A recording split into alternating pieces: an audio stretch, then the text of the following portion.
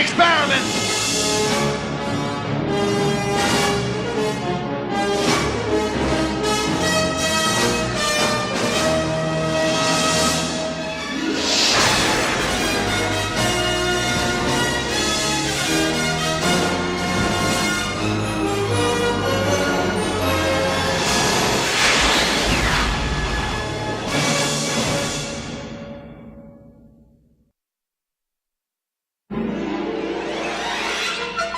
The shooting of Back to the Future 2 and 3 was really remarkable.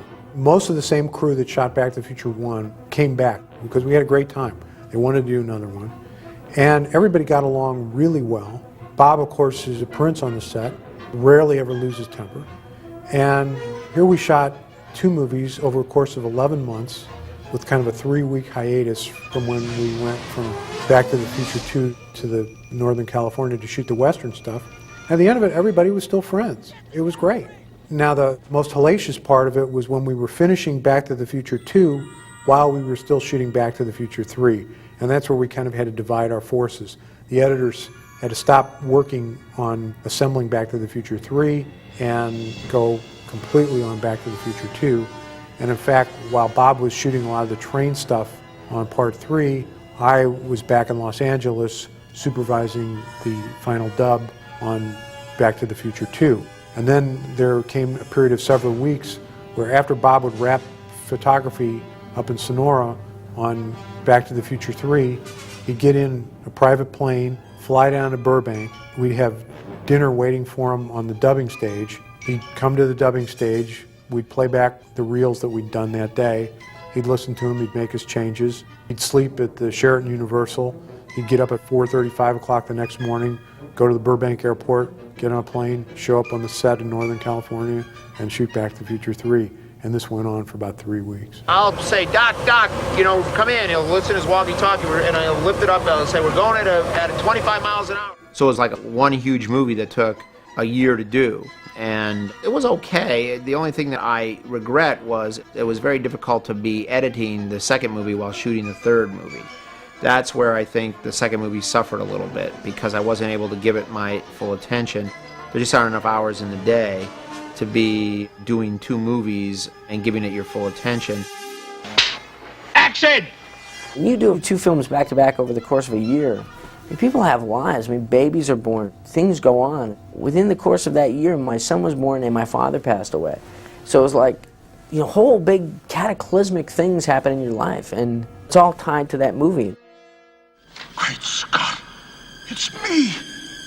It is true. All of it. It is me who goes back there and gets shot. It's not gonna happen, Doc. After you fix the time circuits and put new tires on the DeLorean, I'm going back to 1885 and I'm bringing you home. What was great about the Western motif or style of Part 3 was that Part 2 was so technological. And there's so much apparatus and so much exposition that Chris had to lay out. This means this and this means this. So to be out riding horses around up in Northern California, it was a break almost. It was relaxing in comparison. I look at it now, it was a grueling schedule, but it's the kind of thing you beat yourself with 2 hammers. When you only hit yourself with 1, it feels good. So that was a lot of fun. That sequence was really great. The 1880s were the Wild West of America. It was just pre-industrial revolution. That's when the railroads came across. And that was the most romantic time of the American West, as the post-Civil War era. But for me, it was 1885 was a natural because it was exactly 100 years from 1985. So we went exactly 100 years into the past.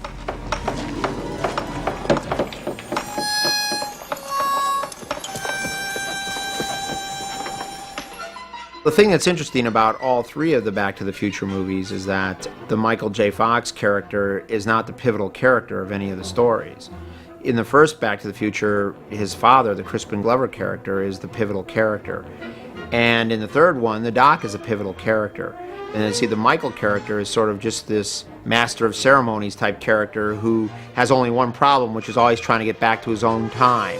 And he takes us on all these adventures, but the characters that make the true dramatic character changes are always someone else.